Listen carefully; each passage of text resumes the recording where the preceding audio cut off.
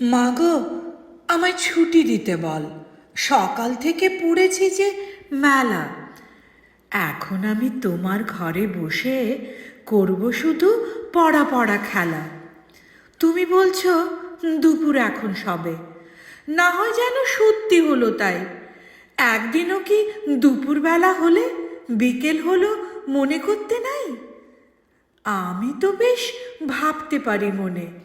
সূর্যি ডুবে গেছে মাঠের শেষে, বাগদি বুড়ি চুপড়ি ভরে নিয়ে শাক তুলেছে পুকুর ধারে এসে। আঁধার হলো মাদার গাছের তলা, কালি হয়ে এলো দিঘির জল। হাটের থেকে সবাই এলো ফিরে, মাঠের থেকে এলো চাষির দল। মনে কর না উঠল সাঁঝের তারা, মনে কর না সন্ধে হলো যেন।